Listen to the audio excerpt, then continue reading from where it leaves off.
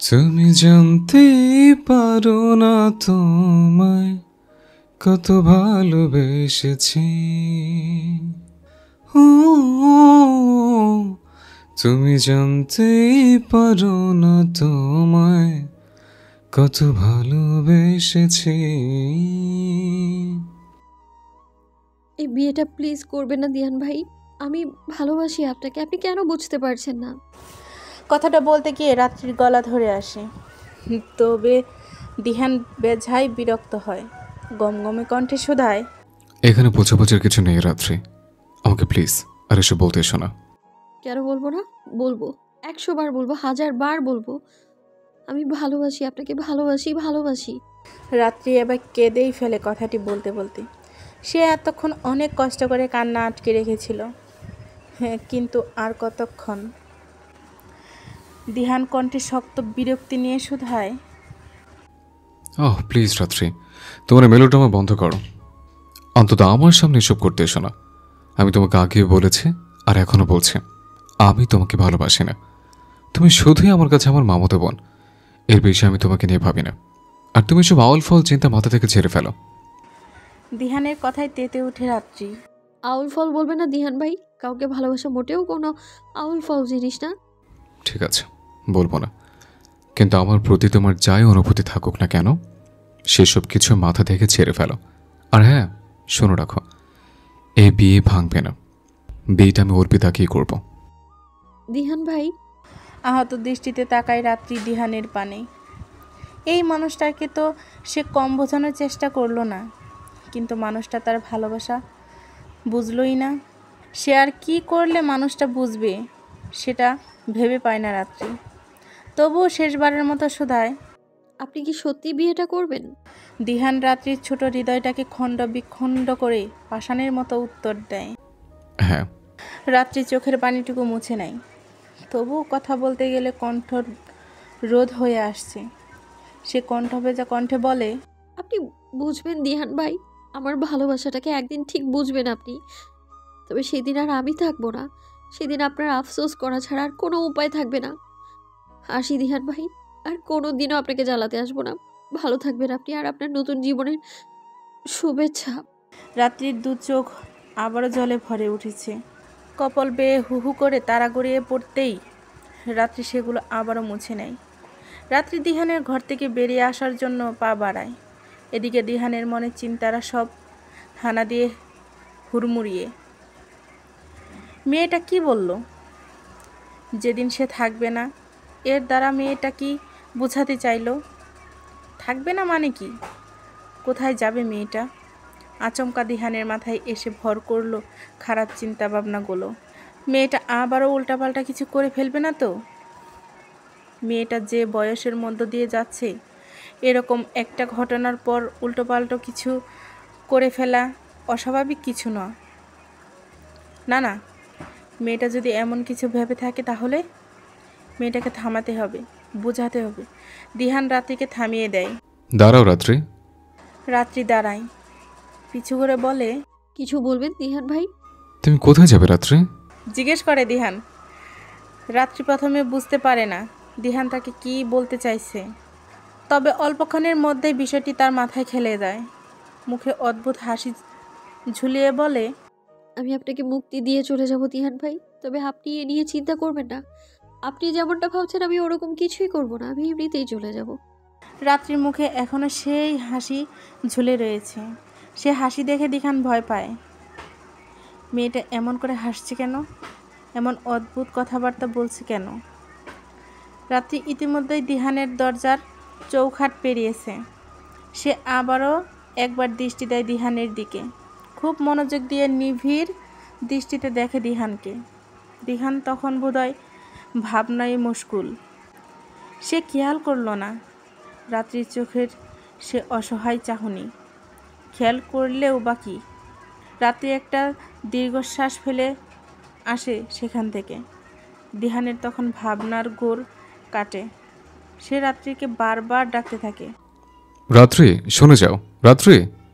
রাত্রি বাহিরে থেকেই দিহানের ডাক শোনে, তবে আর ফিরে যায় না।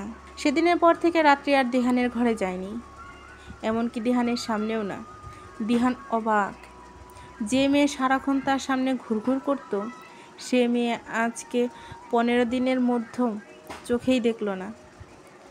মেয়েটা সবসময় ঘরেই থাকে, একই বাড়িতে তাদের বাস হলেও রাত্রিকে সে এই কয়টা দিন একবারের জন্যও দেখেনি। রাত্রি সবে এসএসসি পরীক্ষা দিয়ে উঠল, তাই তার স্কুল কলেজ সব বন্ধ, এজন্য তাকে বাইরে কোথাও দেখার সুযোগ নেই। কে জানি মেয়েটা ঘরের মধ্যে সারাক্ষণ কি করে। দিহান একটু চিন্তিত হলেও এদিক দিয়ে খুশি হয়, যাক মেয়েটা তাকে আর বিরক্ত করছে না, ভালোই হয়েছে। এখন শুধু ভালোই ভালোই বিয়েটা মিটে গেলেই হয়। এভাবে কেটে যায় আরও 5টা দিন। আজ দিহান আর অর্পিতার বিয়ে। হ্যাঁ, এই কয়েকদিন ধরে বিয়ের সব আয়োজন চললেও রাত্রিকে একবারও এ তল্লাটে দেখা যায়নি। বাড়ির কেউ ডেকেও নিয়ে আসতে পারেনি, শুধু বলেছে মাথা যন্ত্রণা করছে, সে এখন যাবে না। রাত্রি প্রচণ্ড জেদি একটা মেয়ে, সেজন্য কেউ আর তাকে জোর করেনি। তার উপর সে ঘর কোনো ধাঁচের একটা মেয়ে, এজন্য বিষয়টা নিয়ে কেউ অত মাথা ঘামায়নি। দিহান আজও ভেবেছিল মেয়েটা বোধহয় আসবে না, তবে দিহানকে অবাক করে দিয়ে রাত্রি সেখানে আসে ঠিক যেই মুহূর্তে বরযাত্রীর গাড়ি রওনা দেবে। দিহান সত্যি অবাক হয়। রাত্রির সাজ, রাত্রির মুখের হাসি, হাসি মুখে সবার সাথে কথা বলা, সব কিছুই দেখে অবাক হয়। রাত্রি আজ লাল টুকটুকে একখানা শাড়ি পরেছে, হাত ভর্তি লাল কাচের চুড়ি, পাতলা পাতলা অধরজোড়ায় টুকটুকে লাল লিপস্টিক, টানা টানা চোখে কাজল পরে চোখ দুটো যেন আরও টানা লাগছে। লম্বা কোঁকড়ানো চুলগুলো কোমর ছাড়িয়ে হাঁটুতে নেমেছে, চুলগুলো খোলা রাখায় সমুদ্রের কালো ঢেউয়ের মতো লাগছে। বিয়ের দিন এমন সাজ খুবই স্বাভাবিক, কিন্তু কেন যেন দিহানের কাছে অস্বাভাবিক মনে হয়। এত সাজলো মেয়েটা, কেন সাজলো? এই সাজ কি তার জন্য? দিহান ভাবে এসব কথা। রাত্রির দিকে চেয়ে থাকে প্রগাঢ় চাহনিতে। রাত্রি বোধহয় সে চাহনি লক্ষ্য করে, দিহানের দিকে তাকিয়ে পাতলা ঠোঁটজোড়া এলিয়ে হাসে, ইশারায় জিজ্ঞেস করে কি হয়েছে? দিহান উত্তর দেয় না, বরং চোখ জোড়া ঘুরিয়ে নেয়। দিহান যে গাড়িতে করে কনের বাড়িতে এসেছিল, রাত্রিও আসলো সেই গাড়িতে, দিহানের পাশাপাশি বসেছিল। রাত্রি আর চোখে বোধহয় শতবার দিহানকে দেখেছে, কিন্তু দিহান, সে ছিল নিতান্তই কঠোর। দিহানের মুখভঙ্গি দেখে রাত্রি অন্তত এতটুকু বুঝেছিল, দিহান এই মুহূর্তে তাকে পৃথিবীর সবচেয়ে বিরক্তিকর জিনিস ভাবছে। রাত্রি চোখ ঘুরিয়ে তখন তাচ্ছিল্যের হাসি হেসেছিল, কিন্তু এখন রাত্রি শত চেষ্টার নিজেকে সামলাতে পারছে না। প্রিয় মানুষটাকে অন্যের পাশে দেখে তার ছোট্ট হৃদয়টা ক্ষণে ক্ষণে চূর্ণ বিচূর্ণ হচ্ছে। এই 20টা দিন যে ধৈর্য আর সংযম নিজের মধ্যে জড়ো করেছিল, দিহানের পাশে অর্পিতাকে বউ সেজে বসে থাকতে দেখে তা যেন মুহূর্তেই ভেঙে টুকরো টুকরো হয়ে যায়। এই তো কাজী সাহেব বিয়ে পড়াচ্ছেন, আর একটু, তারপর সব শেষ হয়ে যাবে। এই মুহূর্তে প্রিয় মানুষটাকে হারানোর সবচেয়ে কঠিন ব্যথা কাজ করছে তার মধ্যে। এই যে তীব্র মাথা যন্ত্রণা হচ্ছে, তা যেন এই ব্যথার কাছে নিতান্তই তুচ্ছ। রাত্রি দিহানের দিকে তাকায়, লাল টুকটুকে অধরজোড়া নাড়িয়ে বিড়বিড় করে ব্যথাতর কণ্ঠে বলে, এই জনমে আপনাকে পেলাম না দিহান ভাই। যদি পরজনম বলে কিছু থেকে থাকে তাহলে আমি আপনাকেই চাইতাম, কিন্তু আফসোস আমি সেটা পারবো না। আপনি ভালো থাকবেন দিহান ভাই, অনেক অনেক অনেক ভালো থাকবেন। রাত্রি সেখান থেকে দৌড়ে চলে আসে। না, তার পক্ষে আর সেখানে থাকা সম্ভব নয়। কাজী সাহেব দিহানকে কবুল বলতে বলছে। অর্পিতাকে নিজের জীবন সঙ্গী করে নেওয়ার জন্য দিহানের মুখটা থেকে এই কঠিন শব্দ শুনতে পারবে না রাত্রি। তবে হায় কপাল, রাত্রি তো সেখান থেকে পালাতে চাইছিল সবার চোখের আড়ালে, কিন্তু তা আর হলো কই। রাত্রি দরজার কাছে অবধি যেতে না যেতেই এতক্ষণে তীব্র মাথা ব্যথাটা যেন পাহাড় সমূহ হয়ে ওঠে। চোখ কেমন ঝাপসা ঝাপসা লাগছে। আস্তে আস্তে রাত্রি অনুভব করলো চারিদিকে আধার। আধারে ছেয়ে গেছে তার চারিদিক। এতক্ষণের কান্না ভেজা, কাজল লেপটানো আখিদয় বন্ধ হয়ে যায়। তার ছোট্ট দেহটা সেখানেই লুটিয়ে পড়ে। হাতে থাকা কাচের চুড়িগুলো ঝনঝন করে ভেঙে যায়। ভেঙে যায় চুড়িগুলো, বিঁধে যায় তার কোমল ফর্সা হাতে। সেখান দিয়ে লাল তরল বেরিয়ে শুভ্র টাইলসের মেঝের রক্তবর্ণের রূপ নেয়। রাত্রির জ্ঞান ফেরে প্রায় 2টার পর। এই 2 দিন সে হাসপাতালেই ভর্তি ছিল। একটানা 2 দিন বেহুশ থাকা খুবই অস্বাভাবিক ব্যাপার। সেদিন জ্ঞান হারানোর পর বাড়িতে ডাক্তার এসেছিল, কিন্তু তার জ্ঞান ফেরানো সম্ভব হয়নি। শেষ পর্যন্ত ডাক্তার তাকে হাসপাতালে ভর্তি করার পরামর্শ দেয়। রাত্রি জ্ঞান ফিরে নিজেকে হাসপাতালের বেডে আবিষ্কার করে। রাত্রি জ্ঞান ফিরতে দেখেই পাশে বসে থাকা তার মা ডুকরে কেঁদে ওঠে। ফুবুও ছিল কেবিনের মধ্যে। সে বাড়ির সবাইকে খবর দেয়। কিছুক্ষণের মধ্যে বাড়ির সবাই সেখানে চলে আসে। সবার অবস্থা বিশেষ কিছু ঠিক নয়। থমথমে, চিন্তিত মুখশ্রী। সে মাকে আলতো স্বরে ডাকে। মা, কাঁদছো কেন? এমন মায়া মাখা ডাক শুনে তার মা আরও জোরে জোরে কেঁদে ওঠে। আহাজারি করে বলে ওঠেন, এই তোর কি হলো রে মা? আমি তোর খেয়াল রাখতে পারিনি রে মা। আমি কেমন যে আমি বুঝতেই পারলাম না।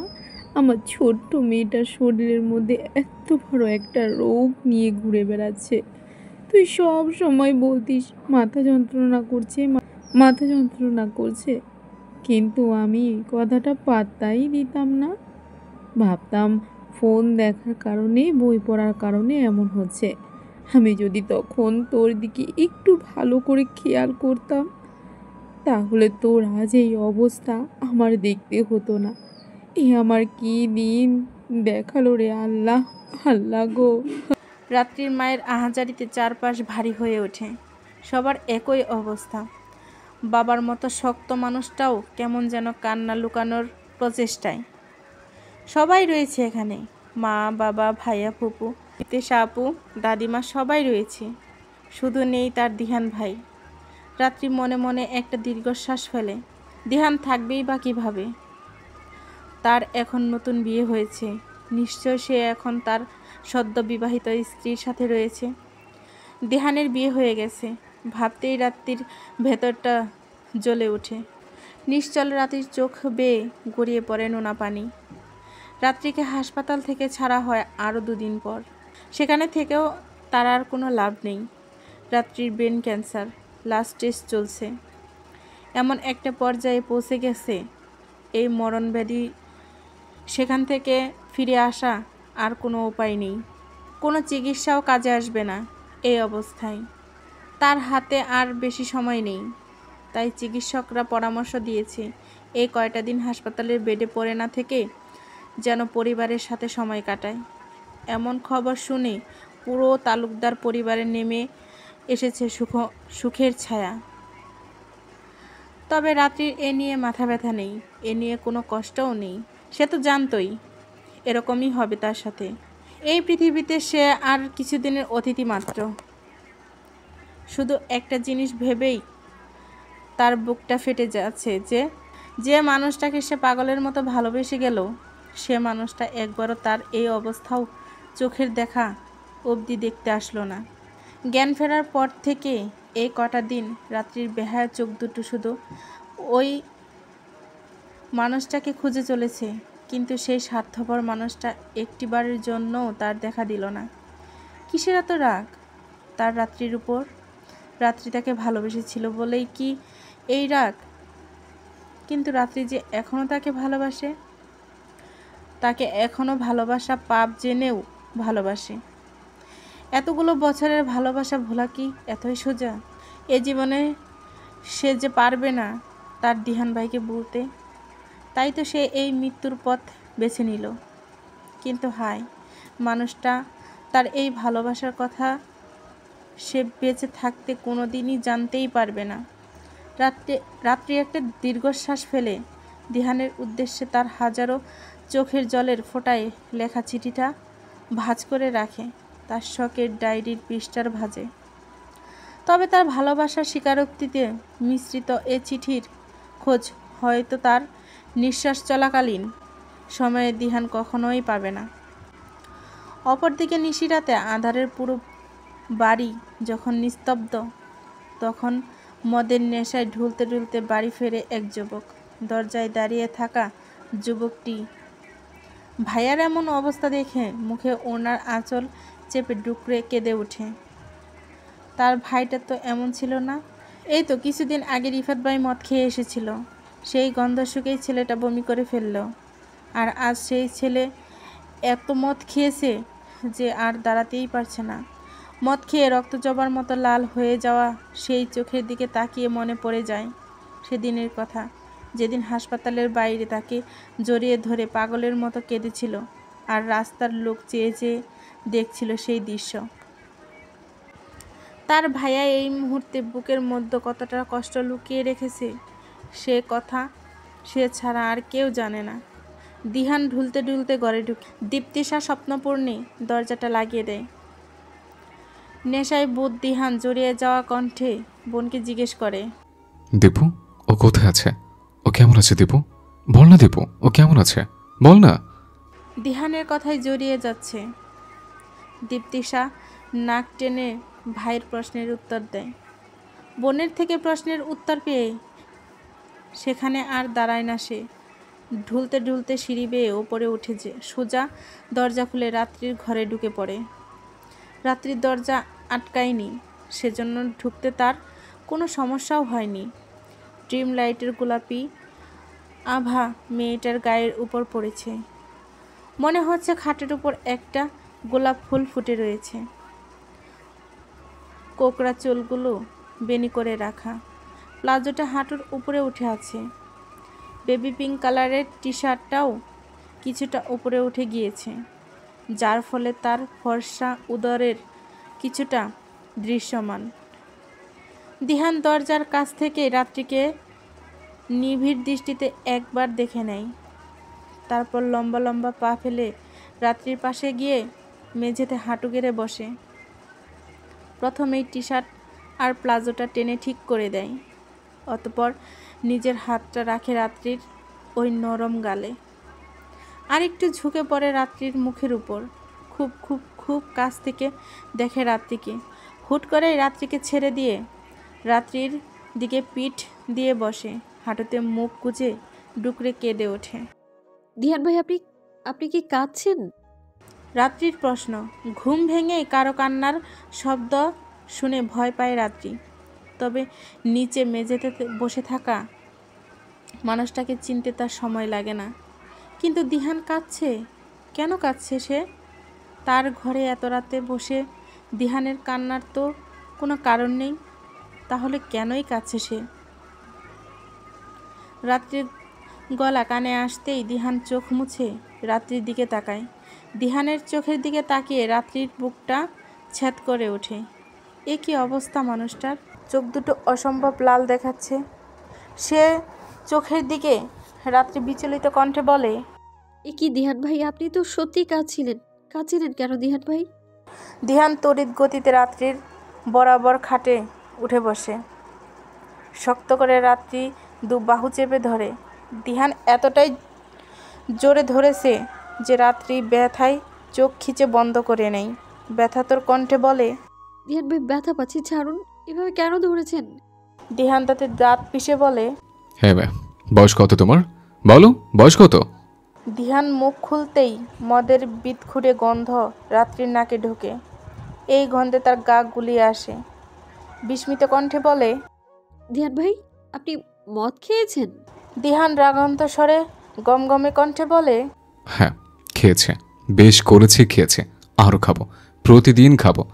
আমার কথা ছাড়ো, আমার প্রশ্নের উত্তর দাও। বলো, বয়স কত তোমার? কি হলো বলো? মাত্র 16, তাই না? তোমার বয়স মাত্র 16।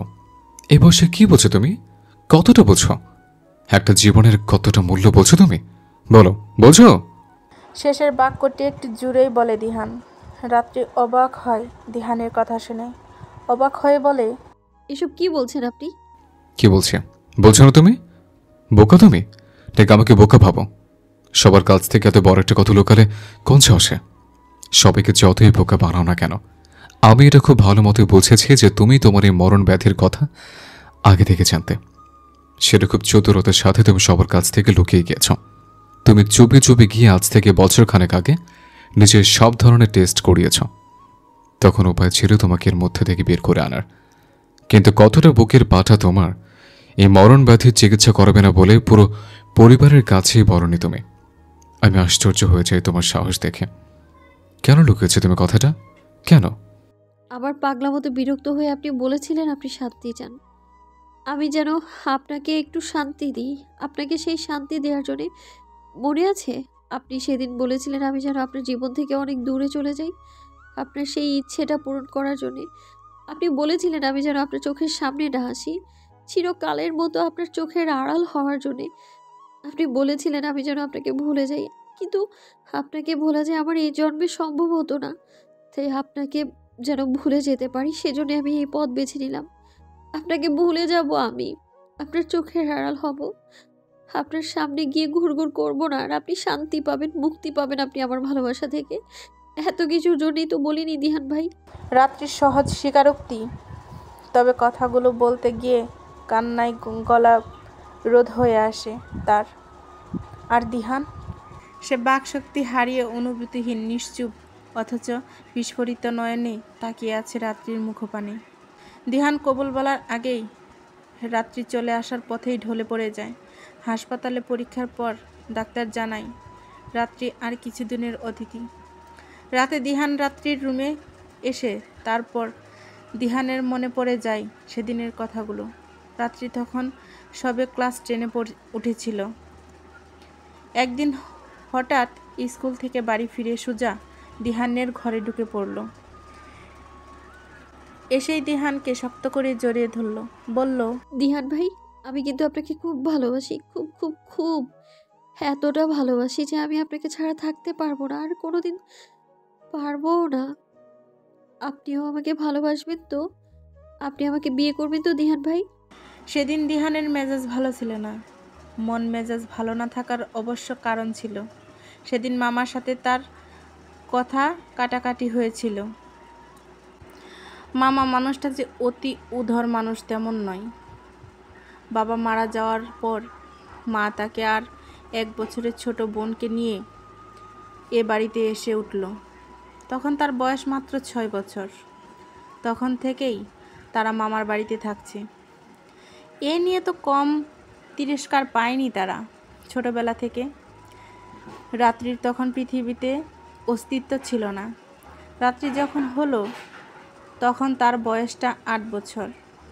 ছোটবেলায় সে আর তার বোন কতটা তিরস্কারের মধ্য থেকে বড় হয়েছিল সেসব কথা রাত্রির অজানা। রাত্রি ছোট থেকেই দিহানের ভক্ত ছিল। দিহান বাই করে মুখে ফেনা তুলে ফেলত। যখন একটু বড় হলো বলতে শুরু করলো, দিহান ভাই, আমার আপনাকে ভালো লাগে, বড় হলে আমি আপনাকে বিয়ে করব, কেমন? তখন ছোট রাত্রি কথা শুনে হাসতো দিহান। রাত্রি গুলুমুলু গাল দুটো টেনে বলতো, আচ্ছা করো। কিন্তু তখন কি আর দিহান জানতো রাত্রির এই ছেলে মানসিক কথা, যা সে হেসে উড়িয়ে দিত একসময়, এই কথাই মেয়েটাকে জীবনের এই মুমূর্ষ অবস্থায় এনে দাঁড় করাবে। রাত্রি যখন আস্তে আস্তে বড় হলো তার পাগলামি বাড়ল। বলতে লাগলো, দিহান ভাই, আমি আপনাকে ভালোবাসি, আপনিও আমাকে ভালোবাসুন না। আপনি কেন ভালোবাসেন না আমায়? দিহান প্রথমে রাত্রির এসব কথায় পাত্তা না দিলেও আস্তে আস্তে বুঝতে পারে মেয়েটা আর ছোট নেই। সে ছেলে মানুষের ছলে এসব কথা আর বলে না। সে খুব ভালো মতোই বুঝলো রাত্রির কিশোরী মনে তার জন্য একটা সফট কর্নার তৈরি হয়েছে। রাত্রির মন কিশোরী অবস্থায় আবেগে পরিপূর্ণ হলেও তখন দিহান পরিপূর্ণ যুবক। তার ভালো মন্দ বিচার করার ক্ষমতা তখন হয়েছে। সে জানে যাদের আশ্রয়ে এতদিন বড় হয়েছে তাদের একমাত্র চোখের মণিকে তারা কখনোই তুলে দেবে না তার হাতে। এ যে বামন হয়ে চাঁদ ধরার মতো আশা। সে রাত্রিকে তখন থেকেই একটু একটু ইগনোর করা শুরু করে। তবে এর মধ্যেই অঘটন ঘটে যায়। যখন সে উপলব্ধি করে মেয়েটার প্রতি তার সফট কর্নার রয়েছে, মেয়েটার প্রতি সে দুর্বল, একটু নয় অনেক। রাত্রির সব কিছুই তার ভালো লাগতো, এমনকি পুরো রাত্রিটাকেই তার ভালো লাগে।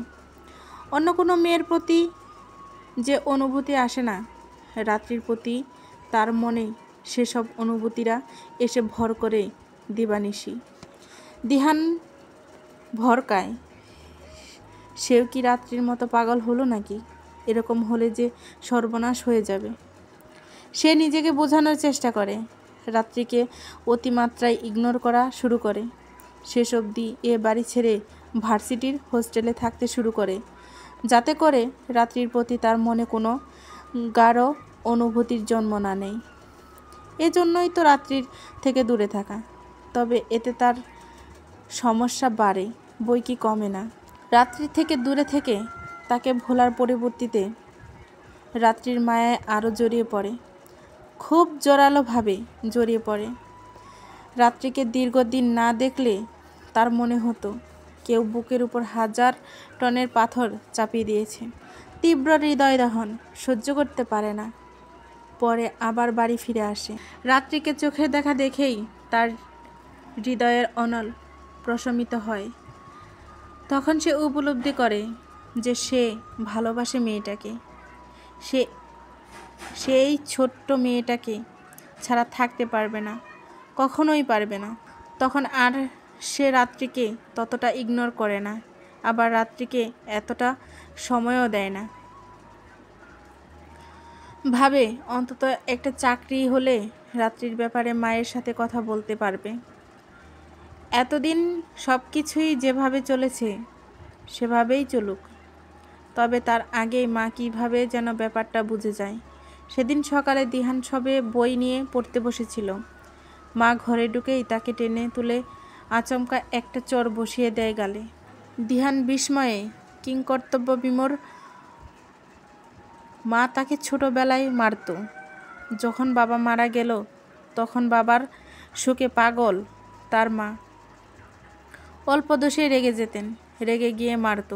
কিন্তু বড় হওয়ার পর থেকে মা কখনো তার গায়ে হাত তুলেননি।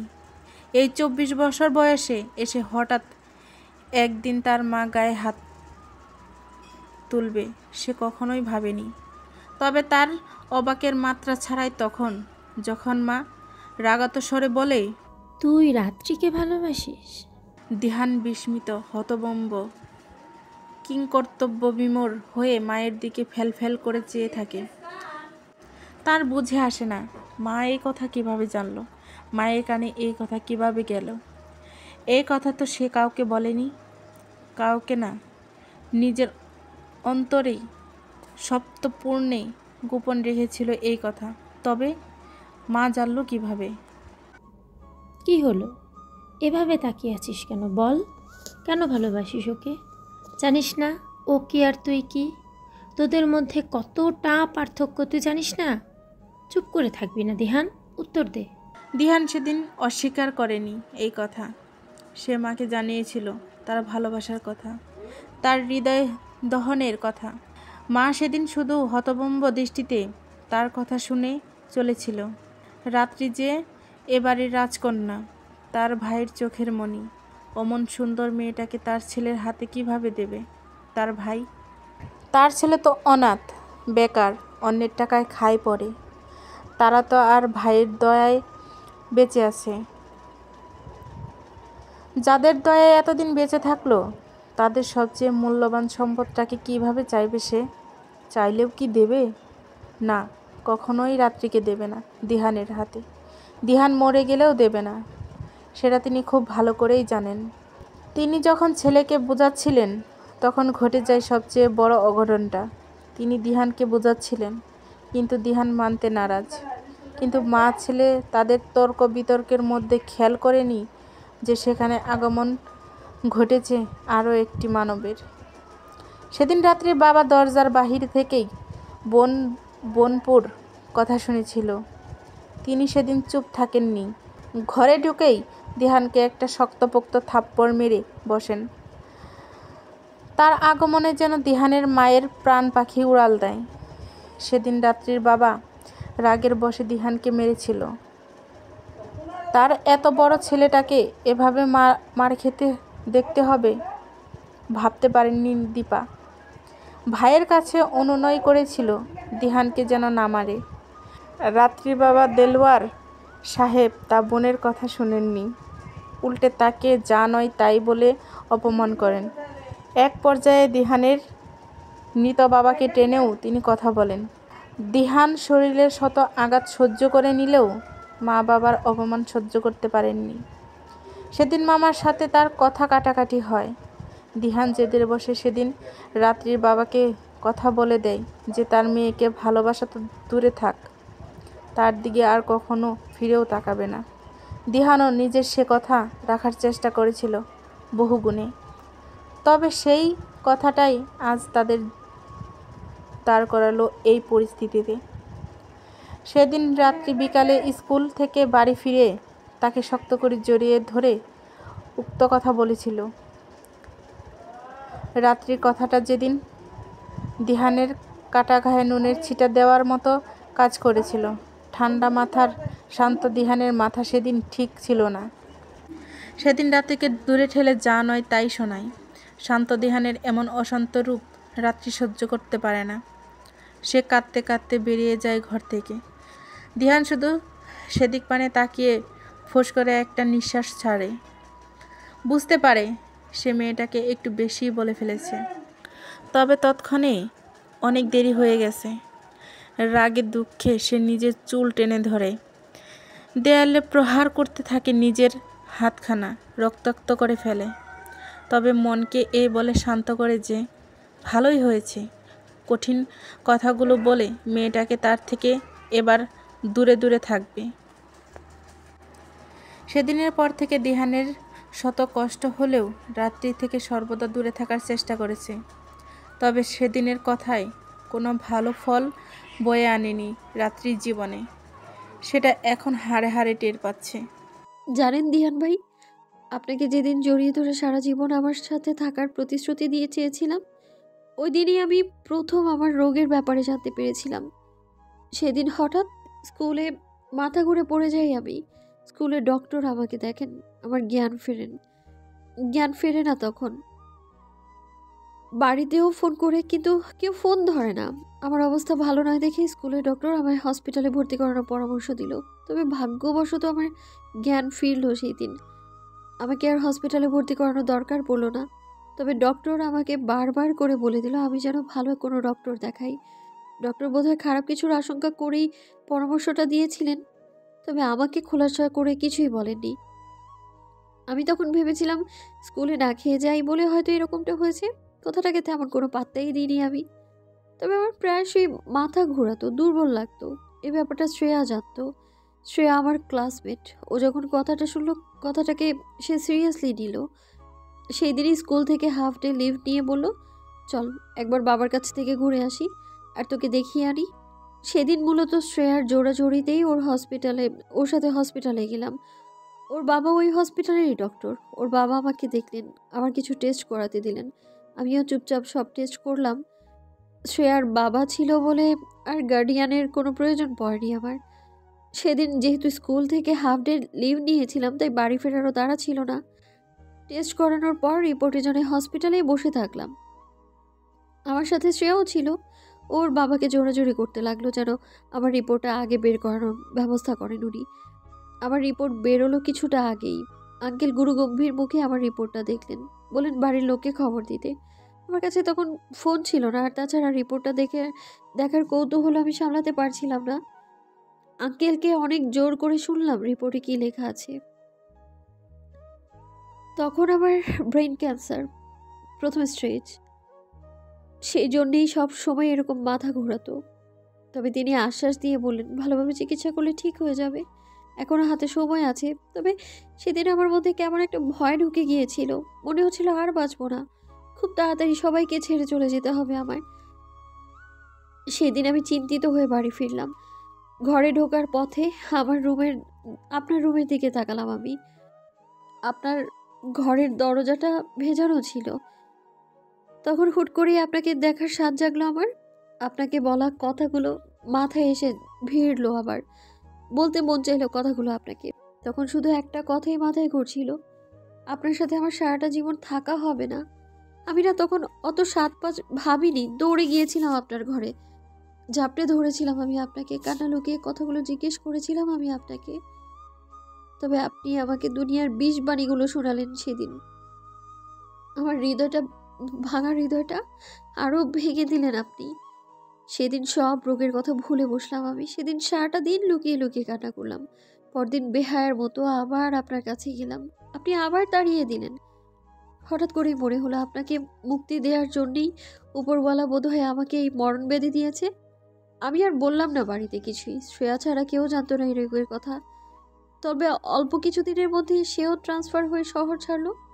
তারপর থেকে একাই যেতাম হসপিটালে, চিকিৎসার জন্য নয়, কতদিন বাঁচবো এটা জানতে। প্রথম স্টেজ থেকে দ্বিতীয় স্টেজে যেতে সময় লাগেনি। দ্বিতীয় স্টেজে পৌঁছানোর পর হসপিটালে যাওয়াও বন্ধ করে দিলাম। সেই জন্য কেউ আর কিছু জানতেও পারেনি।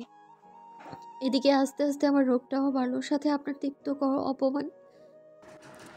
নিজের অজান্তেই করে ফেলা নিজের পাগলামির দীর্ঘ বর্ণনার পর লম্বা শ্বাস ফেলে রাত্রি। অবশ্য আবেগের বশে সে যে কত বড় পাগলামি করে ফেলেছে সেটা এখন হয়তো সে বুঝতে পারছে না। বুঝবেই বা কী করে? সে যে সব কিছু সম্পূর্ণ অন্যরকম দৃষ্টিভঙ্গিতে দেখেছে। অন্যদিকে দিহান অসহায় হয়ে রাত্রির কথা শুনছিল। মেয়েটা কতটা দুর্বল হয়ে হৃদয়ের অধিকারী, তার থেকে দূরে সরানোর নিমিত্তে বলা কিছু তিক্ত কথা মেয়েটার উপর এতটা ভারী পড়ল। হয়তো ভারী পড়াই স্বাভাবিক। ছোটবেলা থেকে মেয়েটা অতিরিক্ত আদরে মানুষ হয়েছে। তিক্ত কথা তো দূর, কেউ চোখ অবধি রাঙায়নি। সেজন্যই বোধহয় তার অপমানগুলো এতটা ভারী পড়েছে। অতিমাত্রায় আবেগী আর দুর্বল হৃদয়ের রাত্রির উপর কথাগুলো ভাবতেই রাগে দুঃখের জল শক্ত হয়ে আসে দিহানের। তাছাড়া রাত্রি না বুঝলেও সে ঢের বুঝতে পেরেছে। সেদিন বাড়িতে কেন কেউ ফোন তোলেনি, তুলবেই বা কীভাবে? তখন তো সবাই দিহানের ঘরে দিহানকে তিরস্কার করতে ব্যস্ত ছিল। সেদিনটাই সব কিছু কেন হতে হলো? সেদিনই মাকে জানতে হলো তার ভালোবাসার কথা। সেদিনই মামার সাথে তার বিষয়টা নিয়ে ঝগড়া হতে হলো। সেদিনই রাত্রিকে অসুস্থ হতে হলো। সেদিন তাকে রাত্রির সাথে অমন খারাপ ব্যবহার করতে হলো কেন? সব ওই দিনই হতে হলো কেন? দিহানের রাগ লাগে, প্রচণ্ড রাগ। অন্য কারোর উপর নয়, তার নিজের উপর। নিজেকেই সব কিছুর কেন্দ্রবিন্দু মনে হয়। দিহান রাত্রির পাশ থেকে উঠে 2 হাত দেয়ালে ঠেকিয়ে দাঁড়ায়। আচমকা শুরু হয় তার পাগলামি। মুষ্টিবদ্ধ হাতে একের পর এক প্রহার করতে থাকে দেয়ালে। রাত্রি আটকে ওঠে, 2 হাতে মুখ চেপে ধরে, দৌড়ে যায় দিহানের কাছে। তাকে আটকানোর চেষ্টা করে। দিহানের মধ্যে যেন অদৃশ্য শক্তি এসে ভর করেছে। রোগা পাতলা রাত্রি তাকে আটকাতে অক্ষম হয়। দিহানের হাত পেটে রক্ত বের হচ্ছে। রাত্রি তা দেখে ভয় কেঁদে ফেলে, শব্দ করেই কেঁদে ফেলে। কাঁদতে কাঁদতে অনুনয় করে বলে, থামুন দিহান ভাই, প্লিজ থামুন, এরকম করবেন না, আপনার হাত থেকে রক্ত বেরোচ্ছে, থামুন প্লিজ, আমি দেখতে পারছি না এটা। রাত্রির কান্নার শব্দ বোধহয় দিহানের কান অবধি পৌঁছায়। সে নিজেকে থামায়। দিহানকে থামতে দেখে রাত্রি কাঁদতে কাঁদতে দিহানের বুকে ঝাঁপিয়ে পড়ে। দিহানকে শক্ত করে জড়িয়ে ধরে কাঁদতে থাকে। দিহান ফুঁস করে নিঃশ্বাস ফেলে, নিজেকে নিয়ন্ত্রণের চেষ্টা করে।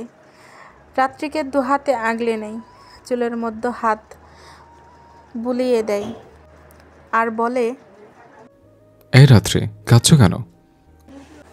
রাত্রি ফুপিয়ে ফুপিয়ে কান্না ভেজা কণ্ঠে বলে, কাছি কেন জানেন না আপনি? আপনি এমন পাগলামো কেন করছেন? তারপর বুক থেকে মাথা তুলে দিহানের রক্তভেজা ডান হাতটা টেনে নেয় নিজের হাতের মুঠোয়। আহত দৃষ্টিতে সেদিকে তাকিয়ে থাকে, নাক টেনে বলে, দেখুন তো কি অবস্থা করলেন আপনি হাতের। আর আপনি আমায় বলছেন আমি কেন কাছি? আমাকে কেন এত ভালোবাসো রাত্রি? দিহানের প্রশ্নে রাত্রি সচকিত টলমলে চোখে তাকায় দিহানের দিকে।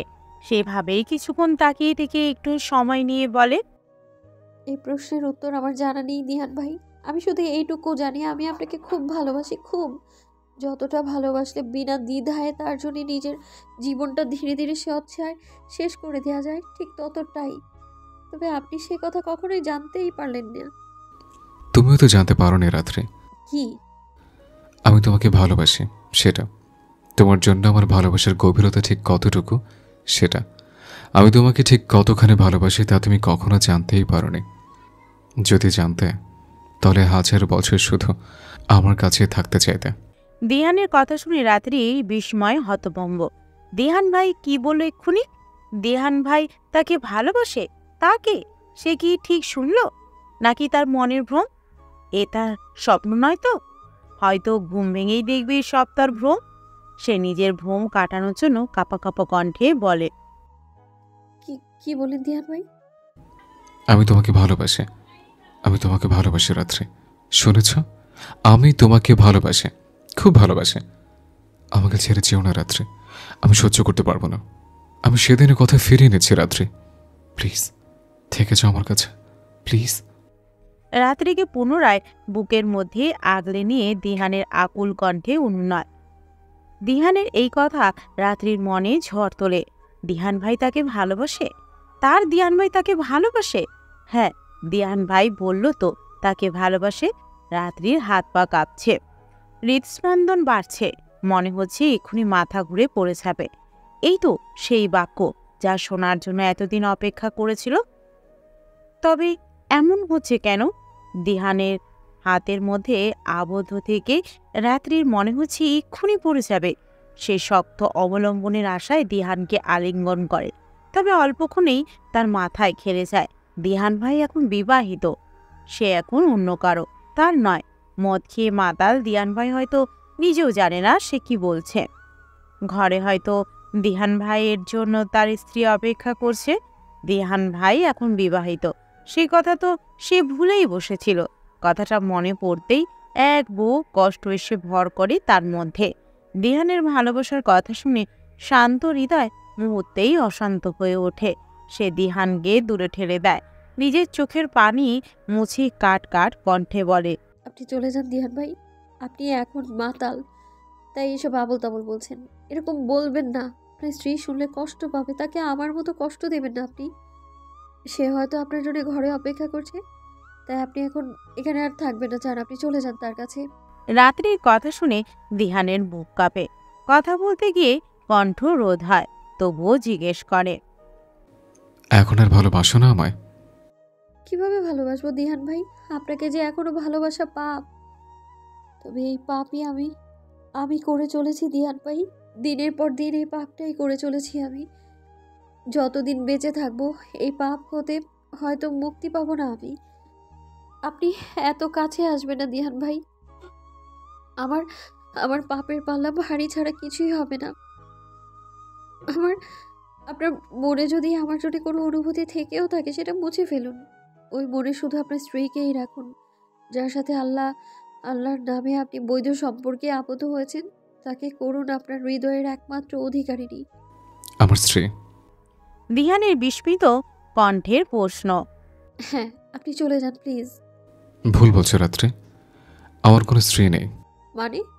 বিস্মিত কণ্ঠে জিজ্ঞেস করে রাত্রি। সে কি ঠিক শুনল, নাকি দিহান ভাই মাতাল অবস্থায় আরও একখানা অবাস্তব কথা বলছে? কিছুক্ষণ আগের বুকের মধ্যে ধুকপুকানিরা আবার এসে তীব্রভাবে ভর করে তার মধ্যে। তার প্রশ্নে প্রতি উত্তরে দিহানের বলা কথাটি সে ধুকপুকানি ও শরীরের কাঁপুনি বাড়িয়ে দেয় বহু গুণে। মানে সেদিন আমি বিয়ে করিনি রাত্রি, আমার কোনো স্ত্রী নেই, কেউ নেই, শুধু তুমি আছো। আর আমার হৃদয়ের একমাত্র অধিকারিণী শুধু তুমি, আর অন্য কেউ নয় রাত্রি।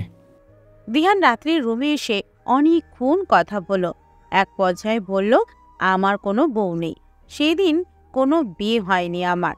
তারপর রাত্রি ছাড়া অন্য কোনো মেয়ের সাথে ঘর বাঁধার কথা দিহান কখনো স্বপ্নেও ভাবেনি। রাত্রির থেকে শত দূরে থাকলেও রাত্রিকে ঘিরেই যে ছিল তার স্বপ্নের পৃথিবী। রাত্রি যে ছিল তার স্বপ্নের প্রেয়সী। রাত্রিকে বাস্তবে পাওয়ার ইচ্ছা যে তার অলীক স্বপ্ন ছাড়া কিছুই ছিল না। তবে তার সেই স্বপ্নের পৃথিবীতেও কেউ রাত্রিকে রাখতে দিল না। তার সেই স্বপ্ন থেকে টেনে হিজড়ে বের করে আনলো সবাই মিলে। তাকে এক প্রকার বাধ্য করলো অন্য মেয়ের সাথে বিয়ে করতে। সবচেয়ে বেইমানিটা করলো তার জন্মদাত্রী মা। তিনি বা কি করবেন? তিনি নিজেই তো কাজটা করেছিলেন এক প্রকার বাধ্য হয়ে। তিনি দিহানকে তার রোগের কথা বললেন, যে রোগ তার মধ্যে কখনো ছিলই না। সেই রোগের ভয় দেখালো, বলল, এই রোগের খরচ বহন করছে তোর মামা। তোর পক্ষের চিকিৎসা করা কখনোই সম্ভব না। তুই আমাকে মরতে দেখতে চাস? তুই এখন এই বিয়ে না করলে তোর মামা চিকিৎসার খরচ বন্ধ করে দেবে। তুই বরং আমার জন্য কবর করে রাখিস। তিনি দিহানকে ভাইয়ের কথা ইমোশনাল ব্ল্যাকমেইল করলেন। দিহান সবে পরীক্ষা দিয়ে উঠেছে, তখনও তার কোনো চাকরি জোটেনি। তার পক্ষে মায়ের রোগের চিকিৎসা করা ছিল অসম্ভব। যতই হোক, নিজের জন্য মায়ের মরণ তো আর দেখতে পারবে না। সে না চাইতেই রাজি হলো বিয়েতে। তবে তখন যদি বুঝতো সব মিথ্যে, তাহলে কি আর এই জীবনে অমন কাজ করতে রাজি হতো? এসব কথা সে জানতে পারে তার বিয়ের দিন। সেদিন রাত্রি অজ্ঞান হয়ে পড়ে গেল ঠিক তার কবুল করার পূর্ব মুহূর্তে। রাত্রির অমন দশা সে সহ্য করতে পারেনি। সেই সবার আগে ছুটে গিয়েছিল সেখানে। রাত্রিকে পাগলের মতো ডাকতে শুরু করলো। রাত্রি চোখ খোলে না। রাত্রিকে পাজা কোলে তুলে নিয়ে ছুটল হাসপাতালে। বাড়ির সবাই গেল। বিয়েটা আপাতত বন্ধ রাখা হলো। রাত্রির বাবা তাদের ক্ষমা চেয়ে বললেন বিয়েটা যেন কিছুক্ষণ পরে হয়। তারা তার অনুরোধ রাখলেন। তবে বিয়েটা আর হয়নি। রাত্রির জ্ঞান ফিরছিল না। ডাক্তারেরা তার অনেকগুলো পরীক্ষা করতে দিল। বলল রাত্রির অবস্থা ভালো নয়। পরীক্ষার রিপোর্ট দেখে জানালেন রাত্রির রোগের কথা। এসব শুনে দিহান সবার আড়ালে লুকিয়ে কাঁদছিল। দীপ্তিশা সেখানে গিয়ে বলল, ভাইয়া তুমি এ বিয়েটা করো না। দীপ্তিশার কথায় দিহান অবাক হয়েছিল বটে। সে কিছু জিজ্ঞেস করার পূর্বেই দীপ্তিশা নিজেই তাকে সবকিছু খুলে বলে। রাত্রির এই দিহানের পিছু পিছু ঘোরা, সারাক্ষণ দিহান ভাই করা, সব কিছুই মামার মনে ভীতির সঞ্চার করেছিল। তার ভয় সত্যি হয় যখন তিনি রাত্রির ডায়েরিটা পড়েন। ডায়েরির প্রতিটা পাতায় দিহানকে নিয়ে লেখা, তার ভালোবাসার কথা লেখা। তিনি তখন বুঝলেন মেয়ে অন্য পথে চলে গিয়েছে। তবে এ নিয়ে রাত্রিকে তিনি কিছু বলেননি। তিনি রাত্রির মন থেকে দিহানকে মোছার জন্য দিহানের বিয়ের ব্যবস্থা করলেন। গুটি হিসেবে সাজালেন দিহানের মাকে। মাকে বাধ্য করলেন যাতে তার অসুস্থতার কথা বলে যেন দিহানকে বিয়েতে রাজি করায়। মাও তাই করল। একথা দীপ্তিশা শুনে নিয়েছিল। তবে তার একথা জানতে অনেক দেরি হয়ে গিয়েছিল। দিহানের বিয়ের দিনই সে এসব কথা জেনেছে। দিহানকে কথা সে বলতে চেয়েছিল, তবে সে সুযোগ আর পায়নি। তার আগেই মা তাকে আটকে দিল। দিহান সেদিন ছিল নিস্তব্ধ। তার মা যে এরকম কোনো কাজ করবে তা সে কখনোই ভাবেনি। রাগ হয়েছিল মামার প্রতি, রাগ হয়েছিল মায়ের প্রতি, রাগ হয়েছিল নিজের ভাগ্যের উপর। সেদিন দীপ্তিশাকে অসহায়ের মতো বলল, আমার রাগ হচ্ছে দীপু, প্রচণ্ড রাগ হচ্ছে। মনে হয় বাচ্চা, অবুঝ। আমি কেন ভালোবাসতে গেলাম ওকে? আমার জন্যই সব কিছু হয়েছে। দেখো দীপু, আমার কলিজা ওখানে পড়ে রয়েছে। আমার জন্যই ও ওখানে পড়ে রয়েছে। আমার সাথে অন্য কোনো মেয়ের বিয়ে হবে ও সহ্য করতে পারেনি। আমি যদি নিজ অনুভূতির প্রতি আর একটু সতর্ক থাকতাম, তাহলে মা কখনো জানতে পারতেন আমার মনের খবর, আর না যে দিন দেখতে হতো। আমি জানি আমার জান আমার প্রতি অভিমান করে নিশ্চয়ই নিজের প্রতি অবহেলা করেছে। সেজন্য আজ ওর অমন অবস্থা। দিহানের কণ্ঠ রোধ হয়। দিহান যখন ঠোঁট চেপে কান্না আটকানোর চেষ্টায় রত, তখন তীব্র অনুশোচনায় পড়ে দীপ্তিশা ভাইকে অপরাধী কণ্ঠে জানায়, চুপ কর ভাইয়া, তোর দোষ নেই, সব দোষ আমার জন্যই মা জানতে পেরেছে তোর মনের খবর। পারলে আমাকে ক্ষমা করে দিস ভাইয়া, আমাকে ক্ষমা করে দিস। দিহান বিস্মিত ও প্রশ্নাত্মক চাহনিতে তাকিয়ে দীপ্তিশার দিকে। দীপ্তিশা পুনরায় বলে, তোর ফাইনাল এক্সামের আগে জ্বর এসেছিল মনে আছে? জ্বরের কারণে হোস্টেল থেকে বাড়িতে ফিরে এলি। তখন একদিন মাঝরাতে তো জ্বর বাড়ল। আমি তখন পানি খেতে উঠেছিলাম। কি মনে করে তোর ঘরে গিয়েছিলাম। গিয়ে দেখি তুই জ্বরে কাঁপছিস। কাউকে তো ডাকিনি, আমি নিজেই তোর সেবা করলাম। তবে সেদিন তোর জ্বরের ঘোরে রাত্রিকে নিয়ে প্রলাপ শুনে বুঝেছিলাম তোর মনে রাত্রির জন্য কিছু আছে। তুই বোধহয় সেদিন হাজারবার রাত্রির নাম ধরে ডেকেছিলি। তোর জ্বর তখন 103 ডিগ্রি, কিছুতেই কমতে চাইছিল না। আমার তখন কেন জানি বারবার মনে হয়েছিল রাত্রিকে তোর কাছে এনে দিলেই বোধহয় তোর জ্বর কমবে। তবে আমার সে সাহস আর হয়ে ওঠেনি। তোর জ্বর পড়লো ভোরের দিকে, আমি তখন ঘরে গিয়েছিলাম, ঘুমোলাম। তারপর দিন পরে আমি আমার বান্ধবী ঋতুর সাথে ফোনে কথা বলছিলাম। কথা প্রসঙ্গে তোর রাত্রির কথাটা বললাম। তখন যে মা আমার ঘরে এসেছিল কে জানতো। মা আমার আর ঋতুর কথা শুনে ফেলেছিল। তারপর মা আমাকে জোর করে সব কথা শুনলো। তখন ভাবিনি মা এতটা রিয়াক্ট করবে। মা রাগে কাঁপতে কাঁপতে তোর ঘরে গেলেন। তারপর তো তুই জানিসই সব কিছু। দিহান দীপ্তিশাকে দোষ দেয় না। এখানে দীপ্তিশারও তো কোনো দোষ নেই। তাদের নিয়তিতে যা হবার ছিল তাই হয়েছে। তবে সেদিন দিহান এক কথাই বলে দিয়েছিল সে অন্য কাউকে বিয়ে করবে না। তখন রাত্রির এমন অবস্থা ছিল কেউ এ নিয়ে বেশি বাড়াবাড়িও করতে পারেনি। দিহান প্রথম থেকে সব খুলে বলে রাত্রিকে। এতদিন যার ভালোর জন্য সবাই এত কিছু করলো, সে যে গোপনে নিজেই নিজের ক্ষতি করছিল কে জানতো। আজ সেই মেয়ে ধ্বংসের প্রান্তে। তার কাছে এসব লুকোচুরি আর মানায় না। রাত্রি এতক্ষণ মুখ চেপে কান্না আটকানোর চেষ্টা করেছিল। দিহানের কথা শেষ হতে দিহানের বুকে ঝাঁপিয়ে পড়ে, দিহানের শার্ট ভিজায়। কাঁদতে কাঁদতে বলে, সবাই খারাপ দিহান ভাই, সবাই খারাপ। আপনি আমাকে এসব কথা আগে কেন বলেননি দিহান ভাই? আপনি যদি একটা বার বলতেন আপনি ভালোবাসেন আমায়, তাহলে। রাত্রি কথা বলতে পারে না। কাঁদতে কাঁদতে তার হিচকি উঠে যায়। দিহানও নীরবে অঝোর ধারায় চোখের জল ফেলে। সে কাঁদতে কাঁদতে অপরাধীর স্বরে বলে, আমার ভুল হয়েছে সোনা, আমার বড্ড ভুল হয়েছে। আমি যদি জানতাম তোমার এই ছোট্ট মনে আমার জন্য এত অভিমান বসে রেখেছ, যদি জানতাম এই অভিমান আস্তে আস্তে কীভাবে শেষ করছো নিজেকে, তাহলে আমার জীবন দিয়ে হলেও তোমার অভিমান ভাঙাতাম আমি। আমাকে ছেড়ে তুমি প্লিজ যেও না রাত্রি, প্লিজ যেও না, আমি মরে যাবো রাত্রি। রাত্রি দিহানের বুক থেকে মাথা তোলে। দুহাতে দিহানের কোমর চড়িয়ে মাথাটা একটু উঁচু করে ওর চোখের দিকে তাকিয়ে বলে ওঠে, আমাকে যে যেতেই হবে দিহান ভাই, এখন যে বড্ড দেরি হয়ে গেছে। আমি যে তোমাকে বড্ড ভালোবেসে রাত্রে, সে কথা তুমি কখনোই জানতে পারোনি। আমি তোমাকে জানতে দেইনি। এখন যখন জানলাম তখন এটাও জেনে রাখো, আমি তোমাকে ছাড়া বোধ হয় এই জন্মে থাকতে পারবো না। তোমার আগে আমার মরণ হোক রাত্রে, তোমার মৃত্যু দেখার ক্ষমতা যে আমার নেই। রাত্রি দিহানের মুখ চেপে ধরে, অনুনয় করে বলে, দোহাই লাগে দিহান ভাই, এমন বলবেন না। এসব কথা আমার সহ্য হচ্ছে না। দিহান মুখ থেকে রাত্রির হাত সরায়। রাত্রি কোমর পেঁচিয়ে ধরে বলে, আমি মনে প্রাণে চাই রাত্রি, তোমার আগে আমার মরণ হোক। আমি আগে যেতে চাই সেখানে। তুমি আগে গেলে নিঃসঙ্গতায় ভুগবে সেখানে, তাই আমি আগে যেতে চাই। তারপর যখন তুমি যাবে আমার কাছে, তখন নয় আমাদের প্রেম হবে, আমাদের প্রেম পূর্ণতা পাবে। এ জন্মে না হোক, পর জন্মে হবে দিবারাত্রির প্রেম। হ্যাঁ দিহান ভাই, দিবারাত্রির প্রেম হবে, দিবারাত্রির প্রেম পূর্ণতা পাবে পরলোকে। তবে আফসোস দিহান ভাই, যদি আগেই জানতে পারতাম আপনার ভালোবাসার কথা, তাহলে আমাদের প্রেম সারা দুনিয়াকে দেখাতে পারতাম। দিহান রাত্রির কথার বিরোধ করে বলে, এই পৃথিবীর মানুষগুলো না বড্ড নিষ্ঠুর রাত্রি। ওদের মতো খারাপ মানুষ অধিকার নেই দিবারাত্রির প্রেম দেখার। হ্যাঁ।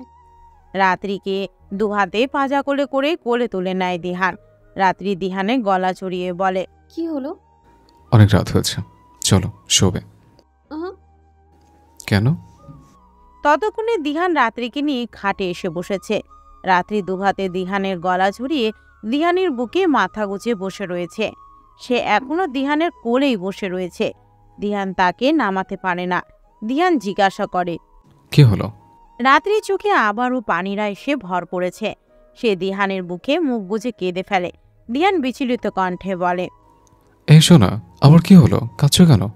রাত্রি কাঁদতে কাঁদতে বলে, দিহান ভাই, আমার না খুব কষ্ট হচ্ছে। মনে হয় আমার হাতে আর সময় নেই। দিহান বিচলিত হয়। রাত্রিকে কোল থেকে নামিয়ে বিছানায় শুইয়ে দেয়। বিচলিত কণ্ঠে বলে, কোথায় কষ্ট হচ্ছে শোনা? রাত্রি দিহানের এই প্রশ্নের উত্তর দেয় না। দিহানের কাছে অনুনয় আবদার করে বলে, আমাকে একটু আদর করবেন দিহান ভাই। আমি যে চিরকালই আপনার ভালোবাসার কাঙাল। এই শেষ মুহূর্তে একটু ভালোবাসবেন আমায়। রাত্রির কথা শুনে দিহানের বুকটা ধক করে ওঠে। অনাকাঙ্ক্ষিত একটা ভয় বয়ে যায় তার শরীরের প্রতিটি শিরায় উপশিরায়। শেষ সময় বলছে কেন মেয়েটা? দিহান রাত্রির পাশে আতশোয়া হয়ে শুয়ে পড়ে। তপ্ত হাতটা রাখে রাত্রির ওই ঠান্ডা গালে। গালটা যেন একটু বেশি ঠান্ডা মনে হয়। রাত্রির দিকে ঝুঁকে আলতো স্বরে বলে, রাত্রি। রাত্রি কিছু বলে না, শুধু ছলছল নয়নে চেয়ে থাকে দিহানের পানে। দিহানও ওর পানে চেয়ে থাকে নির্নিমেষ। অতঃপর দিহান আরও একটু ঝুঁকে গিয়ে রাত্রির ওই গোলাপি নরম কোমল ওষ্ঠের ফাঁকে নিজের তপ্ত রুক্ষ ওষ্ঠজোড়া গুজে দেয়। রাত্রি আবেশে চোখ বন্ধ করে নেয়। এতক্ষণ চোখের কোণে জমে থাকা পানিগুলো চোখের কোণ বেয়ে ঝরে পড়ে অনর্গল। একে একে মনে পড়তে থাকে এই ছোট্ট জীবনের সমস্ত স্মৃতি। ছোটবেলায় পরিবারের সাথে কাটানো সেই সুন্দর সময়গুলো, দিহানের সাথে কাটানো সেই অনন্য সুন্দর মুহূর্তগুলো। ছোট থেকে কাটানো সব মুহূর্তগুলো যেন ভোর করে এসে চোখের সামনে জমা হয়। স্মৃতিরা সব ধরা দেয় একই সময়। রাত্রি তখন একটা সুন্দর স্বপ্ন দেখে। ওই তো সে লাল টুকটুকে একটি শাড়ি পরে বসে আছে দিহানের পাশে। দিহানের গায়েও সুন্দর কারুকার্য খচিত একখানা পাঞ্জাবি। সে হাসে হাসে মুখ নিয়ে রাত্রির দিকে চেয়ে আছে। রাত্রি লজ্জায় তার দিকে তাকাতে পারছে না। লজ্জারাঙ্গা রাত্রি মুখটা নিচু করে বসে আছে। চারপাশে সবাই রয়েছে, মা, বাবা, ফুপু, রিপাত ভাইয়া, দীপ্তিশা আপা, দাদিমা সবাই আছে। তাদের চোখে মুখেও খুশির ঝিলিক। একজন বৃদ্ধ লোক রাত্রিকে বারবার বলছে, বলো মা কবুল, কিন্তু রাত্রি লজ্জায় বলতেই পারছে না। দিহান কবুল বলে দিব্যি দাঁত বের করে হাসছে। তার কি লজ্জা লাগছে না? রাত্রি আর চোখে একবার দিহানের দিকে তাকায়। দিহান তার দিকেই তাকিয়ে আছে। রাত্রি তাকাতেই তাদের চোখাচোখি হয়। রাত্রিকে আরেকটু লজ্জা দিতেই বোধ হয় দিহান রাত্রির দিকে ফিরে চোখ টিপ দেয়। রাত্রি লজ্জায় চোখ ফিরিয়ে নেয়। অবশেষে সে কবুল বলে। 3 কবুল বলে নিজেকে সঁপে দেয় দিহানের তরে। তখন সবাই সমস্বরে বলে ওঠে, আলহামদুলিল্লাহ। এই তো সে দুনিয়ার সব সুখ পেয়ে গেছে। আর কি চাই তার? না, আর কিছু চাই না তার। দুনিয়ার কাছে তার সব চাওয়া শেষ। যেটুকু পাওনা ছিল সেটুকু বুঝে শেষ মুহূর্তে মিটিয়ে দিয়েছে দিহান। রাত্রি দিহানের রুক্ষ গালে আলতো করে হাত রাখে। দিহান তখন রাত্রির ওষ্ঠদয় ছেড়ে দেয়। মেয়েটার শরীর ঠান্ডা হয়ে আসছে, অসম্ভব রকমের ঠান্ডা। সে ভরকায়, বিচলিত কণ্ঠে শুধায়, এ রাত্রি, রাত্রি ঠিক আছে তুমি? তোমার হাত পা এমন ঠান্ডা কেন রাত্রি? রাত্রি কিছু বলে না, শুধু হাসে। দিহান গালে আলতো চাপড় মেলে বলে, এ রাত্রি শুনছো আমার কথা? এরকম করে হাসছো কেন? কি হলো, কথা বলো। রাত্রি বোধ হয় ঘোর কাটে। তার কষ্ট হচ্ছে, খুব কষ্ট হচ্ছে। কণ্ঠ রোধ হয়ে আসছে। সে কথা বলতে পারছে না। এত কষ্ট হচ্ছে কেন? এত কষ্ট তো জীবনে কখনো হয়নি। মনে হচ্ছে তাকে কেউ টেনে নিয়ে যাচ্ছে, টেনে হিচড়ে নিয়ে যেতে চাইছে অমানিসার অতলে গভীরে। যে অমানিসা থেকে সে ফিরতে পারবে না কভু। অমানিসার অতলে হারিয়ে যাবে চিরতরে। সে শক্ত করে দিহানকে জড়িয়ে ধরে, অতি কষ্ট করে বলে, আমি আমি চলে যাচ্ছি দিহান ভাই। খুব কষ্ট হচ্ছে আমার দিহান ভাই, খুব। আমি সহ্য করতে পারছি না। একটু একটু কষ্ট কমিয়ে দিন না আপনি আমার। দিহান আগলে নেয় রাত্রিকে, ভারী অবুঝের মতো বলে, যেও না রাত্রি, আর কিছুক্ষণ থেকে যাও না। আমাদের তো কথা হয়েছিল আমি আগে যাব। তাহলে তুমি আগে যাচ্ছ না কেন? তুমি এখানে একা থাকতে পারবে না, যেও না। রাত্রির দেহ ততক্ষণে নিস্তেজ হয়ে পড়েছে। দিহানের কথা তার কানে যায় কি না বোঝা যায় না। সে জোরে একবার শ্বাস টানে। চোখের সামনে সব অন্ধকার হয়ে আসছে, সব। আস্তে আস্তে নিস্তেজ দেহটা আরও নিস্তেজ হয়ে পড়ে, তলিয়ে যায় অন্ধকারের অতলে। যে আধার থেকে আর কখনো দেখতে পাবে না এ দীপ্তি। দিহান বোঝে না। সে রাত্রির নিথর দেহটাকে জড়িয়ে ধরেই রাত্রিকে ডাকতে থাকে। রাত্রি কোনো সাড়া না পেয়ে নিজের বুকে সন্তর্পণে আগলে রাখা রাত্রির মাথাটা তোলে। রাত্রি চোখ বন্ধ, ঠোঁটের কোণে যেন হাসি ঝুলে রয়েছে। দিহান সেভাবেই নীরব তাকিয়ে থাকে রাত্রির নিথর দেহটার দিকে। রাত্রির বরফ ঠান্ডা গালে হাত রেখে বলে, তুমি চলে গেলে রাত্রি। বললাম আমি আগে যাব, কিন্তু আমার কথা তো শুনলেই না। ওখানে একা থাকতে তোমার কষ্ট হবে না? হবে তো। তোমার তো ওখানে একা থাকতে খুব কষ্ট হবে, তাই না? না, আমি তোমাকে কষ্ট পেতে দেব না। আমি তোমাকে অনেক কষ্ট দিয়েছি, আর কষ্ট পেতে দেব না। দিহান কাঁদে না, বরং করে বসে এক ভয়ঙ্কর পাগলামি। সে চোখের জলটুকুকে মুছে প্যান্টের পকেট হাতড়িয়ে বের করে আনে ছোট্ট শিশিটা। তাতে গোটা গোটা ইংরাজি অক্ষরে লেখা পয়জন। সে সেটার মুখ খুলেই সময় বিলম্ব না করে গালে ঢেলে দেয়। নিমিষে শিশিটা খালি হয়ে যায়। তাতে থাকা তরলটুকু জায়গা করে নেয় উদরে। শিশিটা সে আজই কিনেছিল। মোড়ের দোকানে যখন বসেছিল তখন একজন ইঁদুর মারার বিষ কিনতে এসেছিল। কি মনে করে সে ও বস্তুটা নিল। ভাগ্যিস নিয়েছিল, নয়তো রাত্রির কাছে যেতে যেয়ে দেরি হয়ে যেত তার। দিহান এবার সোজা হয়ে শুয়ে পড়ে রাত্রির পাশে। রাত্রির নিথর দেহটা বুকে টেনে নেয়। রাত্রির কানে ফিসফিস করে বলে, আসছি আমি তোমার কাছে, তোমাকে আর কষ্ট পেতে দেব না আমি। রাত্রির নিথর নিস্তেজ দেহটা শক্ত করে বুকের সাথে চেপে ধরে। আস্তে আস্তে তার দেহেরও শক্তিটুকু নিঃশেষ হয়ে আসে। এক সময় চোখজোড়া বন্ধ করে নেয়। রাত্রির সাথে শান্তির ঘুম দেয়। আসলে কি শান্তির? তবে একই সাথে। একই যাত্রায় রাত্রির সাথে বিদায় নিয়ে চলে যায় নিষ্ঠুর পৃথিবী থেকে। বাইরে বাতাস বইছে শাঁসার গতিতে। বোধহয় ঝড় উঠবে। তীব্র বাতাসে জানালার পর্দাগুলো উঠছে অহর্নিশ। জানালার পাশে রাখা রাত্রির পড়ার টেবিলে তার ব্যক্তিগত আধখোলা ডায়েরিটি পড়ে রয়েছে।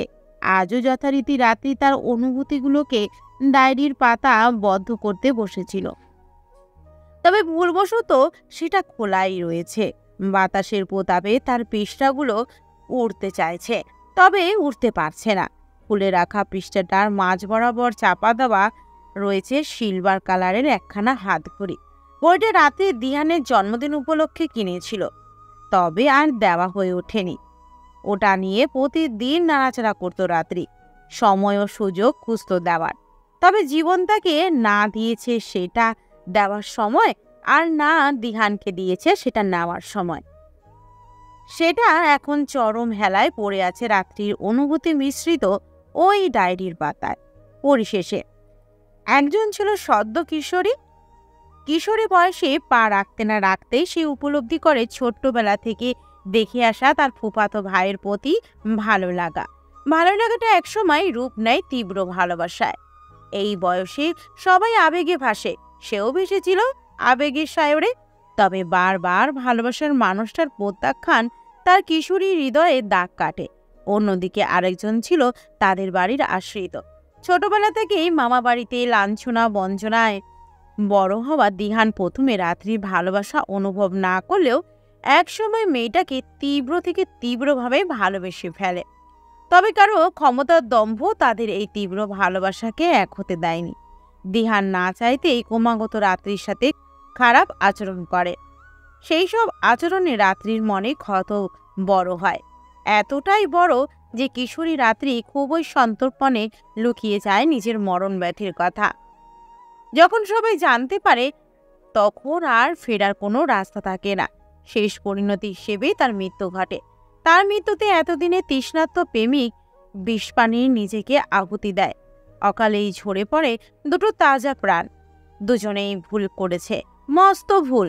তবে ভালোবাসার অনলে পুড়ে সেসব ঠিক ভুলের বিচার করার ক্ষমতা আর হয়ে ওঠেনি তাদের। একজনের ছিল তীব্র অভিমান, আরেকজনের ছিল তীব্র আত্মসম্মানবোধ, তো কারো ছিল ক্ষমতার দম্ভ। সেই ক্ষমতার দম্ভই তাদের শেষ করে দিল। দাম্ভিক মানুষটি বোঝেনি যে দুজনের ভালোবাসাই যে ছিল বড্ড অবুঝ, অবাধ্য আর বেপরোয়া। সে তো কখনোই জানতেই পারেনি দিবারাত্রির প্রেমের গভীরতা। ছেড়ে যেও না